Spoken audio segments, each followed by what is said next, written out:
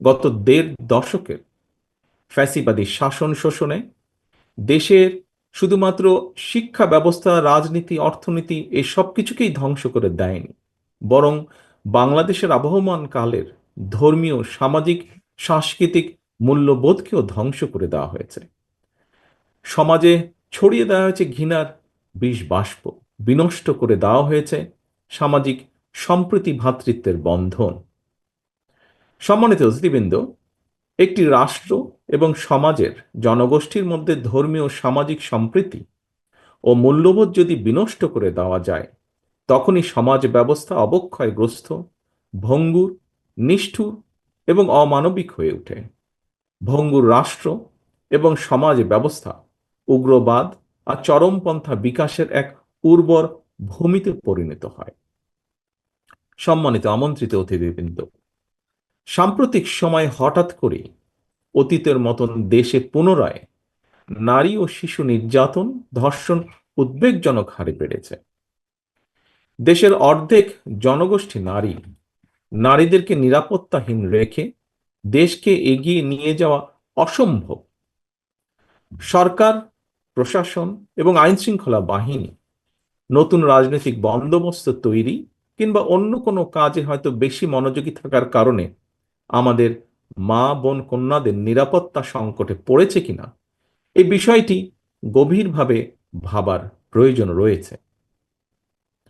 সম্মানিত অতিথিবৃন্দ, আমরা অন্তর্বর্তীকালীন সরকারের দৃষ্টি আকর্ষণ করে বলতে চাই, ধর্মীয় উগ্রবাদীদের অপতৎপরতা এবং চরমপন্থা নিয়ন্ত্রণে ব্যর্থতার পরিচয় দিলে উগ্রবাদী জনগোষ্ঠী এবং পরাজিত ফ্যাসিবাদী অপশক্তি দেশে পুনরায় গণতন্ত্রের কবর রচনা করবে।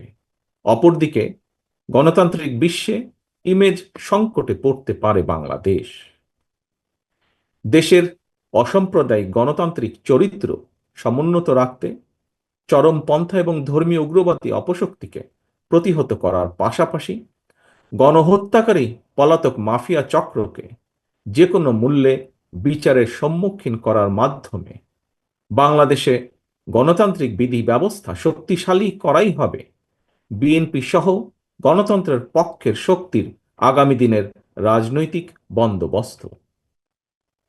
সম্মানিত নেতৃবৃন্দ, গণতন্ত্র, মানবাধিকার আর জনগণের ভোটের অধিকার প্রতিষ্ঠার জন্য দীর্ঘ আন্দোলন সংগ্রামের ধারাবাহিকতায় জুলাই আগস্টে বীর জনতার রক্তক্ষয়ী অভ্যুত্থানে পলাতক মাফিয়া চক্রের পতনের পর 7 মাস পার হয়েছে।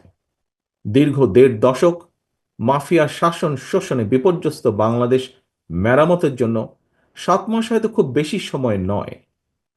তবে আগামী দিনগুলোতে অন্তর্বর্তীকালীন সরকারের কার্যক্রম কিংবা কর্মপরিকল্পনার রূপরেখা জনগণের সামনে আরো স্পষ্ট এবং সুনির্দিষ্ট হলে জনমনে থাকা সকল সন্দেহ, সংশয়ের অবসান ঘটত। সম্মানিত উপস্থিতিবৃন্দ,